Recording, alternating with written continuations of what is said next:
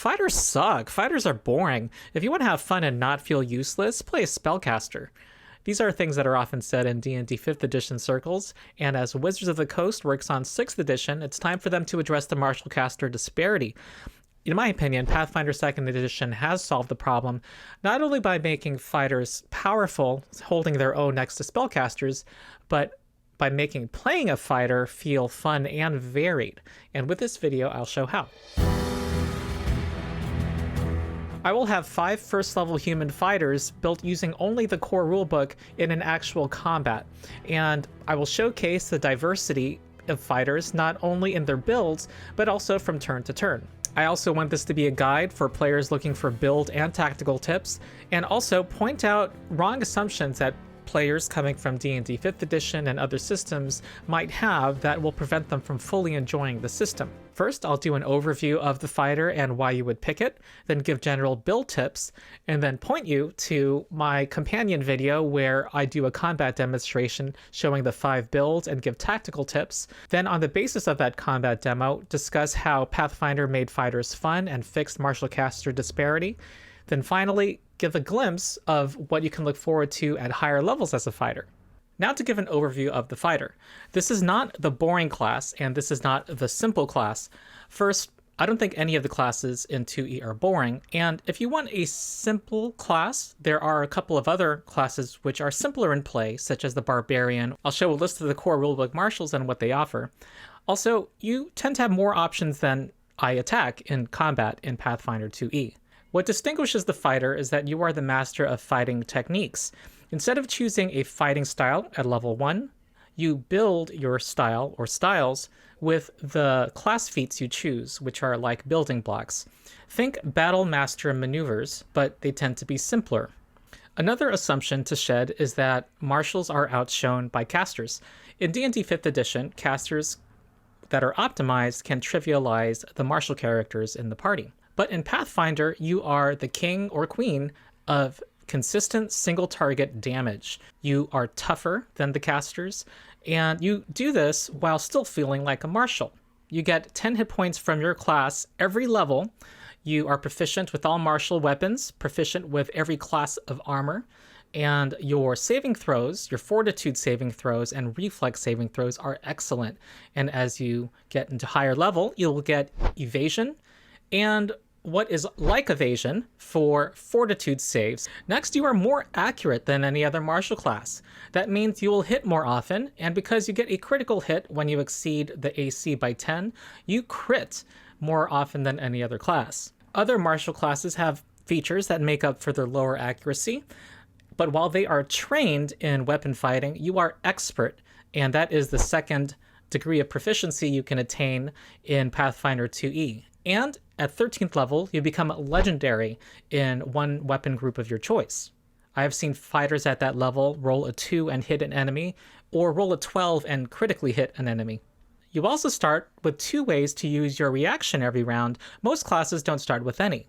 You get to do Attack of Opportunity and Shield Block. Attacks of Opportunity are more powerful than opportunity attacks in 5e. A creature simply leaving a square that you threaten, you can attack. Or a creature trying to manipulate something like a door or cast a spell with their hands, you can not only hit them as a reaction, but if you critically hit, you can disrupt that action and make a spellcaster lose their spell. You can also make an attack when someone tries to do a ranged attack. Shield Block is a way to soak damage with your shield. You get to make a unique fighting style with the feats that you choose and the weapons. Then as you level up, just like every other class, you get 1 or 2 feats every level, you get ability boosts every 5 levels, and you get numerous skill increases. As a fighter, you also get special abilities with your weapons and armor, and as you get to the mid and higher levels, you'll get the opportunity to prepare a fighter feat or 2 every morning. Now for general build advice. You'll see a big difference between this and D&D fighter guides in that you don't stop making important decisions with your build. In Pathfinder, it's far more important the decisions you make in battle than what you make before battle.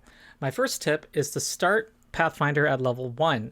You will have enough abilities to learn, and you will see that in the combat demonstration. So choosing an ancestry.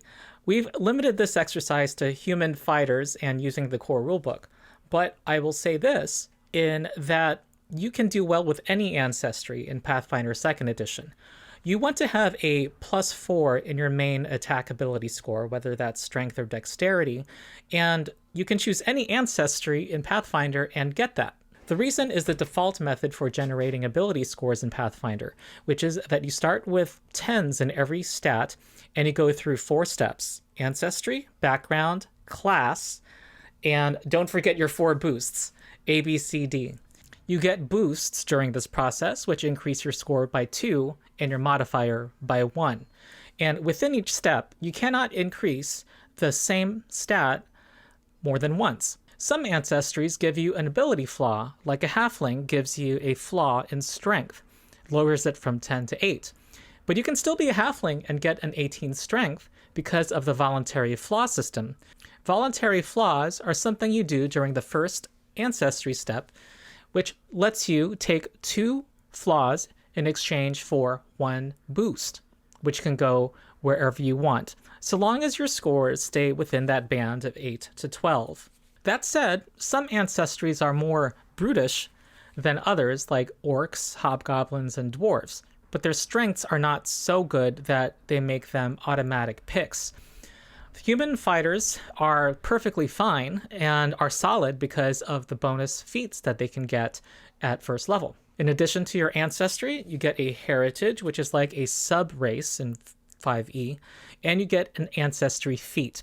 In the combat demo, I will go over each fighter's choices there. Ability scores look the same as in D&D, they have the same names, but they operate slightly differently. First of all, dexterity is not a god stat that gives you bonuses in everything, including damage with dexterity-based weapons. To do more damage, you want more strength. Intelligence is important if you want to have more skills and be good at recalling knowledge. Wisdom is good for your perception stat, which is the most common way you will roll initiative, and is also responsible for your mental defense. Charisma is important if you want to use your personality in battle in Pathfinder. Note that you want to have your strength and dexterity modifiers be at least 5 if possible, and I'll explain why in a minute. Next is your background, and really just choose one based on your character concept. It won't hobble your character. What each background does is it gives you 1 boost that must be one of 2 different specific ability scores, and a second boost that will go somewhere that you choose. It also gives you proficiency in a skill, proficiency in a lore skill, and a skill feat. The one thing you might want to keep in mind is that if you want to make one of your ability scores that is not your attack score really high, to choose a background that lets you boost that score plus your strength or dexterity. You also get a class feat at level 1. As I said, you don't pick a fighting style in Pathfinder 2e. You choose class feats that help you in one or more styles. But the core rulebook does give you sample builds for how to go for different archetypes, giving you suggested feats, ability scores, and skills to be trained in. The book presents the bully, someone who wields a 2-handed weapon who wants to push people around in battle, a duelist who fights with a 1-handed weapon and has a free hand, and a archer who wants to fight with a bow. In the combat demonstration, I will also present a sword and board fighter, so weapon and shield, and a 2-weapon fighter. And in the combat demo, I'll go over each build's choice. Also important to your fighting style is your weapon choice. And in Pathfinder, there are more important things about a weapon than their damage die and damage type. They have 1 or more traits that distinguish them from each other. They also have a weapon group, which, and when a martial character does a critical hit with them, is determines what special ability you get to use with them. And fighters get to unlock those effects at level 5 with 1 weapon group. There are no clear winners or losers. Just ask yourself what kind of fighter you want to be. The only thing I would say is to get a melee and ranged option just in case.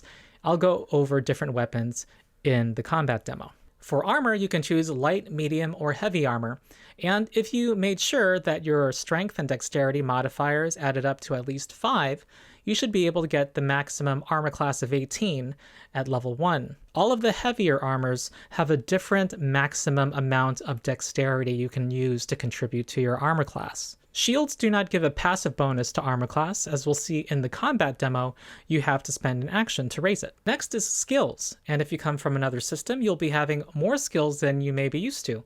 If you have an average intelligence of 10, you will be starting trained in 6 skills. Higher intelligence will give you more skill proficiencies. Skills are powerful in Pathfinder because they have defined uses, and as you level up, you get to increase them more and unlock more and more powerful skill feats. Common skills for fighters are athletics, which is what you use to do combat maneuvers like disarm, trip, shove, and grapple. And you use that to climb and swim. Acrobatics lets you tumble through enemy spaces and balance. Stealth lets you hide and sneak around the battlefield. Remember that Pathfinder is generous with ability scores. At level 1, you get to boost 4 different ability scores of your choice, and you get to do the same every 5 levels after. So consider some of the skills that are based on your mental stats. One thing to be mindful of when building your character is to have a strong third action, is what the community is calling them. The 3-action economy gives you the option of attacking 3 times per turn, but that's often not advised because every attack after the first becomes less and less accurate. So having a third action is shorthand for having other things to do on your turn that do not incur the multiple attack penalty. Things like knowledge skills to recall the weaknesses or special abilities of enemies. Those are Arcana, Nature, Religion, and Occultism. Deception lets you feint or create diversions in combat to make yourself hidden. Intimidation lets you demoralize enemies. Medicine lets you take up the role of being a healer, and if you take a specific skill feat, you can even heal in the middle of combat. Crafting is important if you have a shield and are using it to absorb damage in combat, and crafting could be on you or another party member. You also get starting equipment, and the core rulebook gives suggestions for each class on page 289. Now watch the companion video in which I go over the 5 builds and run them through a demonstration combat. That video is an hour long, and this one was long enough, and if you don't watch the video, you'll still be able to follow what I say next. In D&D 5e, there is a martial caster disparity problem. Leaving aside the problem of the greater utility, versatility, and power of casters, especially at higher levels, I will focus here on the more limited decisions that players of fighters can make. You have fewer decisions both when building your character and in battle. When you make your fighter, you have a choice of fighting style at level 1 and a subclass at level 3. And if your campaign does not use feats, that's pretty much your important decisions. And if you do use feats, there's a handful of feats in the optimization community that nearly every build uses, like Great Weapon Master, Polearm Master, Sentinel, Crossbow Expert, and Sharpshooter. Those feats also funnel you to specific weapons like two-handed weapons and crossbows, and the goal of all of these decisions is generally to raise your damage per round, or DPR, to do a single thing every turn. That translates into fewer decisions in battle. If you're a melee fighter, you generally run up to an enemy and start hacking away. And if you're a ranged fighter, you generally stand in place and knock off as many arrows as you can. And if you have the sharpshooter feat, you ignore cover, so negating the importance of terrain and positioning in the game. In the combat demo, I rarely had a situation where a fighter did something they had done before. There are several reasons for that, the overarching one being the 3-action economy. Having everything cost an action, including moving your speed, means that, well, first of all, since movement is not free, your movement is now competing with your other actions. This increases the importance of increasing the distance between yourself and your enemies, which also is easier to do generally when creatures like the zombie brute and most creatures do not have opportunity attacks against you. By moving away, you cost them an action and an opportunity to attack you. Many of the combatants here had attacks of opportunity, but that's not true of most Pathfinder creatures. And even if creatures do have AOs, you can do the step action, it costs one of your actions, to get out of their reach. With more movement, the melee shifted around the battlefield. The importance of distance is also increased by the fact that archery does not do as much damage as melee. The 3-action economy is inseparable from the multiple attack penalty, which means that subsequent attacks are less and less accurate. It disincentivizes you from just simply attacking all the time. This gives incentive to do third actions. Things like feint and create a diversion can debuff an enemy and set up your attack. You can also prepare to aid one of your allies, or you can demoralize an enemy and debuff an enemy to everyone in your party. Recall knowledge gained key information, grappling was able to immobilize a flying creature, and hiding and sneaking can give you an advantage in combat. Fighters especially have to think about how to use their one precious reaction, since they have attacks of opportunity and shield block competing for that reaction. You also, if you want to aid an ally, need your reaction saved up for that, and if you want to not fall off an edge, you need your reaction to catch yourself. This all leads to interesting decisions and tactical play. Your mileage may vary, but some things that are free in other systems cost one of your actions or your reaction here, leading to more interesting decisions and consequences for your decisions.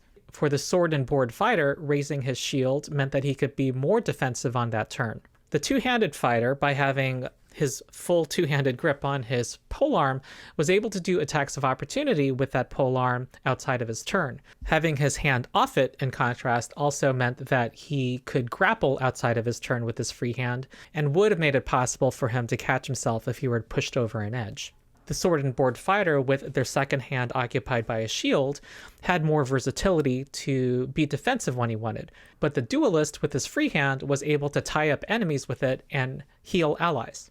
The sword and board fighter, when he fell into the pit, lost precious time having to put both of his things away, whereas another character who was more specialized in climbing would not have had that same problem. All of these interesting decision points existed for fighters in the combat, even if you don't take their feats into consideration. But they did have 5 different builds and made different choices in their weapons. The sword and board fighter with his long sword and shield had access to all 3 damage types because long swords are versatile weapons. His catfall feat prepared him for the pit. His reactive shield feat allowed him to free up one of his actions on his turn so that he could instantly raise his shield outside his turn, but sometimes he would want to raise his shield and spend that action on his turn so that he would free up his reaction to shield block or attack of opportunity. It all depended on the situation. The downside for his overall build was that he was slower in getting around the battlefield than others. In a party, he would want to draw attacks to himself since he is the tankiest, and his high accuracy as a fighter and his attacks of opportunity would contribute to that. The 2-weapon fighter was very mobile with her sudden charge feat, which let her get into combat quickly so that she could spend those actions on her 2 weapons.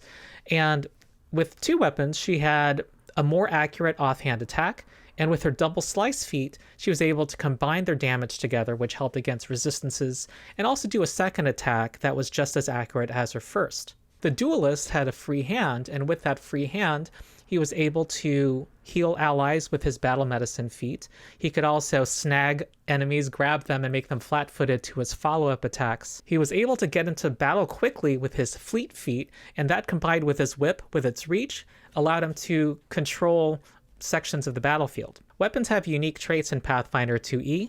They have the trip trait and the reach trait, so he could actually trip enemies using the whip from a distance, and because he has attack of opportunity, he can whip them when they try to stand up. Attacks of opportunity respond to any movement, to ranged attacks, to manipulate actions, and to spell casting, and so they can pretty much control the battlefield, areas of the battlefield, and prevent enemies from doing things. The archer had natural advantages with his longbow, being able to threaten and put pressure on the whole battlefield while staying in the back lines and relatively safe from danger. And with his free hand, he was able to support allies. With his investment in skills, he was able to recall knowledge, and his cooperative nature feat allowed him to even more effectively assist his allies. His point-blank shot stance allowed him to be effective in close quarters also, which was a drawback to his longbow weapon choice. As an archer, though, he did less damage than his allies and had to rely on others to take the hits for him. The bully fighter, with his big two-handed disarm, was also able to control areas of the battlefield and do attacks of opportunity with it. The way attacks of opportunity work, simply walking up to you and you having a reach weapon can provoke your attack of opportunity. His Gizarm also had the trip trait, and he could trip with it. His Assurance feat allowed him to use his athletic skill reliably, including tripping the zombie. With his two-handed weapon, he was able to do big damage. With his power attack feat, he was able to do even greater damage at the cost of 2 actions, which was particularly useful in busting through enemy resistance to damage. And we didn't see this, but his Titan Wrestler feat meant that if they had encountered a huge enemy like a skeletal giant, he would have been the only one in the party able to trip it. Describing these feats, I think, dispels a myth about Pathfinder 2e, and I'm going to borrow a phrase from a fellow YouTuber and Pathfinder creator, Frizz, here, in that although you have more decisions when making your character in Pathfinder 2e, they're not necessarily hard decisions. I venture to say that players coming from other systems who are intimidated by the number of choices in making your character, that many of them have a species of what I call post D&D 3e and 5e and Pathfinder 1e stress disorder, where they see the number of options you have and think they have to read every feat, every choice, in order to not fall behind. There isn't the same pressure to optimize in your choices here as there is in 5e and previous editions of D&D and Pathfinder, because they're not giving you numerical bonuses. Fighting styles and feat choices often give you a bonus to your attack accuracy or damage that go into your DPR formula. But here, they tended to be separate actions that were mutually exclusive to one another. What we have here is not vertical growth through these choices, but lateral growth. You are gaining more options. A common phrase among Pathfinder 2e players is that the math is tight. Here, every fighter had the same attack bonus of +9, and because they followed my advice, had an armor class of 18. This tight math stays true as you level up. Your mathematical progression is baked into your fighter chassis. All of these 5 fighters will get improvements to their accuracy, to their damage, and to their saving throws at the same time. The secret sauce to having meaningful choices that are interesting, that offer trade-offs, is for there to be a regard for those choices to be balanced with one another, to make sure that some things are not clearly better or worse than other choices. This is what offers real, genuine choice, and not an illusion of choice in which the same handful of feats are used for every build. Every D&D fighter guide I see on YouTube is either a build guide or a ranking of different options, all setting you up to do the same thing every turn. But in Pathfinder 2e, you're only starting with the build of your character.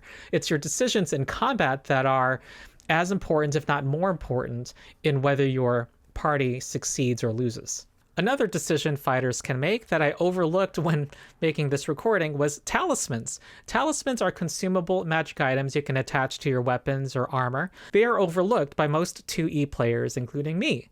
Just take, for example, the Owlbear Claw, which is only 3 gold and is useful for the first 4 levels when fighters are not yet able to do the critical specialization effect of their weapon.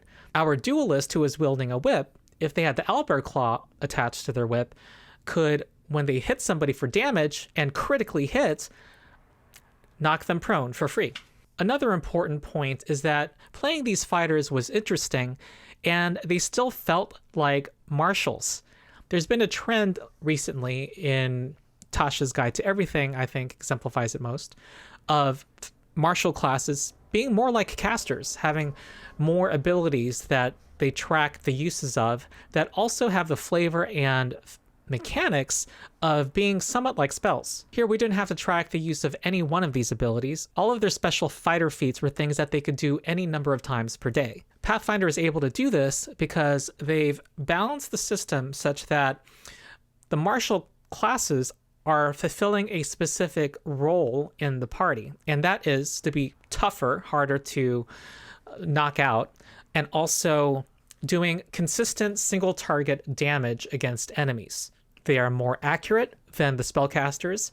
They only need a single action to do their weapon strikes, unlike most spells which require 2 actions. While the martials are in the front, the casters are freed up to be in the back line. They have more utility, more different damage types that they can inflict. They can buff and debuff. and they can do AoE effects against creatures, especially weaker creatures, spectacularly. Things get even better when you combine the power of marshals and casters together. Our fighters here had no casters in their party. However, if one of them had been a bard and inspired them with song, that would have given them a bonus to attack rolls. And if one of them had the spell magic weapon cast on them, it would have gotten +1 to attack, and they'd get to do an extra die of damage. Magic weapons can have more damage dice in Pathfinder. So let's say that our sword and board fighter was actually wielding a flail, which would have been more appropriate against the skeletal champion. He would have had a +9 to attack and done 1d8 +4 bludgeoning damage. Because the skeleton had an armor class of 19, he would have needed a 10 to hit Bonehead, and he would have done a critical hit by rolling a natural 20. So his average strike would do 5.1 points of damage.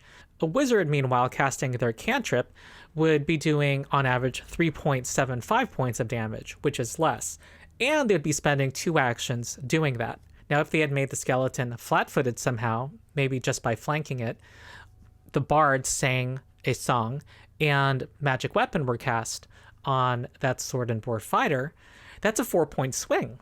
Now they're hitting by rolling a 6 on the die and critically hitting on a 16 on the die. And their average damage goes up from 5.1 to 13. Now, add the owlbear claw to that critical hit, which is now very likely, and that skeletal champion is now falling prone, and you get a free swing at the skeletal champion as it tries to stand up. At the beginning of the year, we did an experiment on my Discord server in which we pitted a team of all marshals with a team of all casters, and I will point to a video about that experiment. The jury's still out on which side is better on its own. But what was definitely proven is that they are stronger together. So that's how the martial caster disparity was solved, not by looking at them in isolation, but by showing that they need each other. Now we get to what I think is the most mind-blowing part of the video, what the 5 builds can look forward to as they level up. First, when they level up, all of their statistics go up, including their attack bonuses, all of their saving throw bonuses, even their ACs. At level 2, these fighters get a class feat and a skill feat, as they do at every even-numbered level. And fighters have more feats than any other class. In the core rulebook alone, there are 73 feats. You don't need to read them all because they tend to be balanced, and they tend to give you more options. 53 of them give you a new kind of action that is competing for your 3 actions. I'll now go through 5 builds, and I say that in quotes because these are not railroads. You can still, there are no auto picks, for example, if you're an archer, that you must take something. You might want to mix and match it with something else, and I'll show these branches as we go through each one. I'm going to start with the ones that are provided as recommended builds in the core rulebook. First is the archer, and the core rulebook does not give a recommendation for level 2. But when you look at the list of level 2 feats, there is one that's clearly about archery, and that's assisting shot. This lets you, as part of your second or later attack, try to hit a creature, and if you hit and damage it, you're going to give assistance to the next ally who tries to hit it. Now, this is not an auto pick, however, because you can choose other feats at level 2, and you also can choose any of the lower level feats. Perhaps you want to wear a buckler and take reactive shield so that you can defend yourself with your reaction, since you have little uses for your reaction normally as an archer. Or you want exacting strike so that if you make a second attack on your turn and it misses, your third shot will be just as accurate. The recommended build has you choosing double shot at level 4, which lets you spend 2 actions to make 2 bow strikes against 2 different enemies, and they each have a -2 penalty, which in some situations is what you want to do. Level 6 is triple shot, which first of all gives you the option to fire 3 arrows for 2 actions at a -4 penalty, but also lets you direct them all at the same enemy.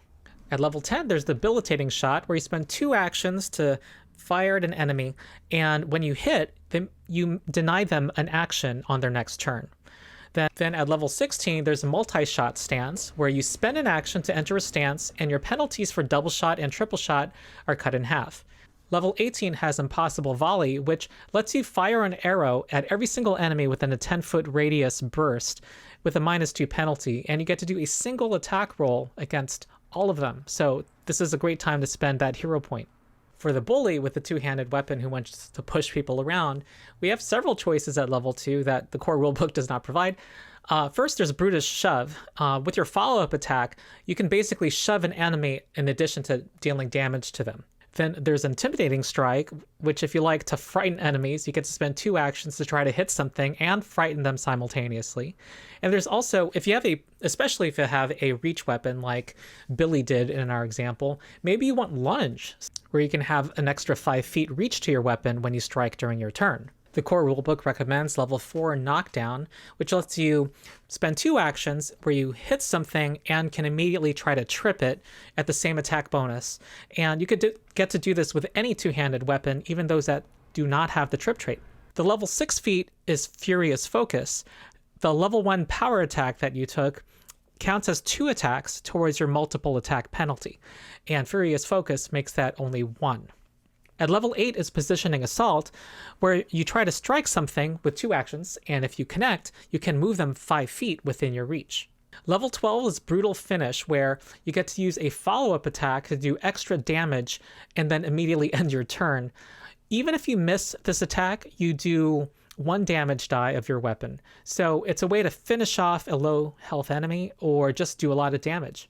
Level 18 is Savage Critical, which doubles your crit range to 19 to 20. And I say that in quotes because it increases your degree of success by 1. But that is usually a critical hit. Very useful against boss creatures, those that you need a 20 to crit to begin with. And those are the fights that count. Our Duelist with the free hand can take Dueling Parry at level 2, which means raising your weapon, and you get the same AC bonus as you would with the shield. So you basically have the benefits of a shield without needing to occupy your free hand. But another good choice, I would argue, is Combat Grab, where with a follow-up attack, you can try to strike an enemy, and if you connect, you also grapple them for free. Another sound choice if you have a reach weapon like our Duelist had with his whip is Lunge to get that extra reach. He can even disarm and trip enemies with that 15-foot reach. And just to have fun, let's imagine that the Enlarge spell is cast on him. I'll show on the screen what that would look like. He would get to trip enemies from 20 feet away and do an attack of opportunity in that entire area. Level 6 is Guardian's Deflection, lets you guard an ally who is within your reach who gets hit by an enemy. And if +2 to their AC would prevent that hit or turn a critical hit into a regular hit, then you can make that happen. And if you have a whip, you can do that at range. Level 8 is Dueling Riposte. If an enemy critically fails in trying to attack you, you can, as a reaction, strike them back or try to disarm them back. Then at level 12, there is Dueling Dance, where you basically spend an action to enter the stance where you always are parrying and have that +2 to AC. And level 14 is Stance Savant, where you get to enter a stance for free when you roll initiative. Then the last 2 builds that I made up, I'm just going to look at their choices at level 2. For the Sword and Board build, there's Aggressive Block, where when they shield block to soak damage with their shield, they can also knock that enemy off balance. The enemy has a choice of being flat-footed or being knocked back 5 feet. They can also choose the level 1 feat Double Slice since they're wielding 2 weapons, one of them being a shield. Even though it's called Slice, they can do 2 attacks with each weapon. Because it's not agile, that shield would have a -2 penalty, but would be more accurate than otherwise. Also, the level 1 feat Exacting Strike is a sound choice, where if you see yourself more offensive in your tanking, drawing attention, then yeah, you can make 3 attacks on your turn, and if that second one misses, that last one isn't so inaccurate. And remember, you have the reactive shield feat. You don't need to raise your shield during your turn. You can still benefit from that shield. For the 2-weapon fighter, she might want to get Lunge if she wants to have more reach toward enemies, different enemies in combat while doing her flurry of weapon swings. She might also want to get Exacting Strike so that she can make multiple attacks and none of them are wildly inaccurate. She can also strap on a shield and take the reactive shield feat and have that as a potential offhand weapon after she throws her Star Knife. And also when she's wielding the shield, she can defend herself when needed. Also deserving honorable mention, especially if you have a reach weapon like Billy did, is the level 10 feat combat reflexes, which lets you have one more reaction per turn, which must be attack of opportunity. You can surprise enemies with your second reaction and further defend and control an area. Other notable feats in the core rulebook are level 14, Whirlwind Strike, where you spend 3 actions to strike every enemy in your reach. This is especially great if you have a reach weapon. Who said that casters are the only ones that should have AoE attacks? Let's say the wizard casts Enlarge on Billy. He's now a human fireball that can exclude allies. Let's say Billy then takes the level 20 feat Weapon Supremacy. He's now permanently quickened and has a 4th action every turn that must be to strike or to move. He's now a moving human fireball. Or at level 20, he might want Boundless Reprisals, which gives him a new reaction at the start of every creature's turn. So he can hit everybody who tries to run past him, or just stand in an area of spellcasters and threaten to shut all of them down. And in making these choices, you don't have to worry about deep feat chains, worrying about getting a feat that sets you up to get a feat at a higher level. The deepest feat chain is 3 feats here, and both of these level 20 feats I mentioned had no prerequisites. And all of that was only talking about class feats. There are also skill feats, which can be a lot of fun too. We've only seen them being trained in their respective skills in this combat demonstration, but you can increase a skill eventually to expert, then up to master once you're 7th level, and then once you're 15th level, up to legendary. And not only does this increase your bonus by 2, but it also unlocks more awesome skill feats. I'd be remiss not to repeat that simply leveling up increases all of your trained skills by 1. This means that climbing that pit becomes increasingly easy and then trivial as you level up, and also doing a basic battle medicine check. For athletics, the Titan Wrestler feat, which Billy had, becomes inherently better. When you are legendary in it, you get to do combat maneuvers on creatures that are 3 size categories larger than you. That means that Billy can shove a Tarrasque when he gets to level 15. Being a master in athletics lets you have a climb speed or a swim speed. The legendary feat Cloud Jump means that your character can jump a 100-foot span, and if you combine that with Quick Jump, you don't even need a running start for that. If you're a master in stealth, you can take the Swift Sneak feat and sneak around at full speed, and there's a legendary feat that lets you hide in plain sight in the middle of an open area.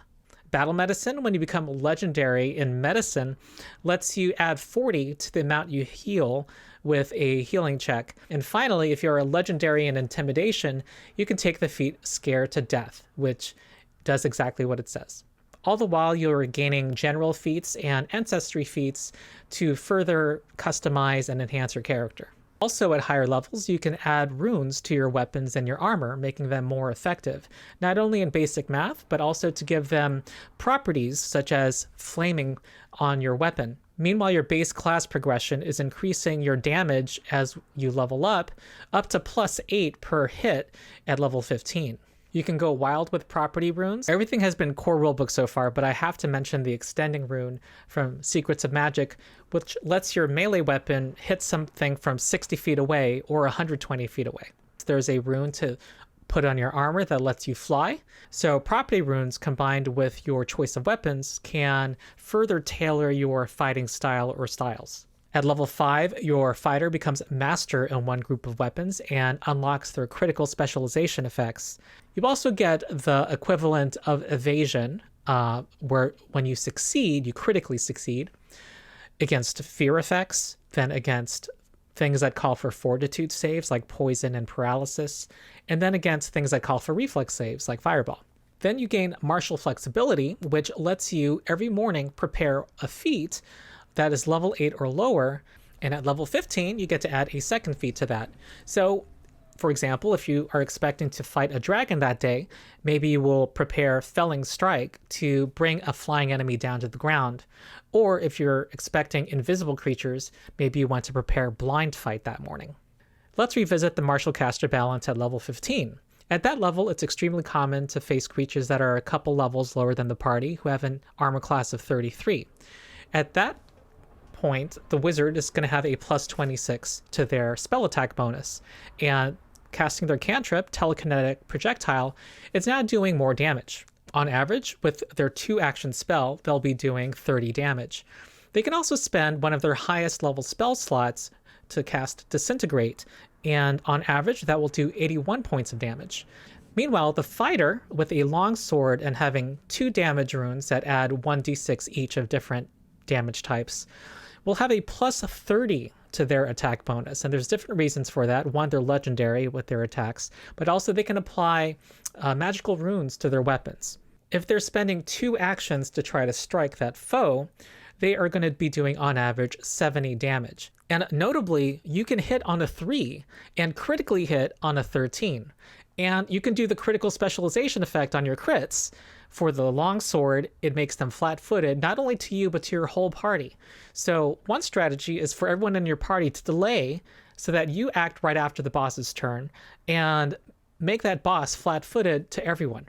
And you do tremendous damage with every single strike, and each one only takes 1 action, and you have attacks of opportunity. So you are outclassing the casters in single target damage, no question. And by then, you're also even tougher than wizards are. You have more hit points. You have the equivalent of evasion against things that call for fortitude saves and reflex saves, or are fear effects, which is many will save effects. And finally, you probably have an advantage in a 1v1 against a caster.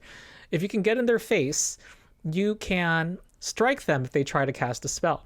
And if you took the level 10 feet disruptive stance, then you can disrupt that spell on a regular success when rolling a 5. So they're not going to be able to cast that Misty Step to get away from you and cast Force Cage on you. If they get Force Cage on you, you can actually bust your way out precisely because you're a strong martial. And you're comparable to casters without feeling like a caster. You don't have to learn spells. You don't have to take a level in caster. All of these abilities are repeatable, spammable. You don't have to track their uses. To beat casters in Pathfinder, you don't need to join them.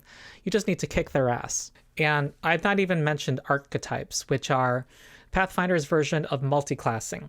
You can, instead of choosing a class feat at an even number level, get the abilities of an archetype. And some of those archetypes are of other classes. Those are called multi-class archetypes.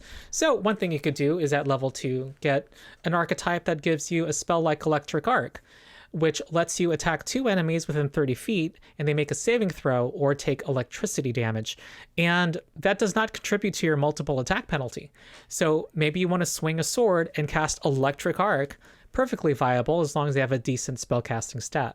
And remember that Pathfinder is generous with ability score bonuses, letting you add boosts to 4 different ability scores every 5 levels. So you can have a second stat that's at 18 at level 5. Or maybe you want to dip into Barbarian. Now you can rage as many times as you want per day. You get a damage bonus and some temporary hit points at the cost of -1 to your AC.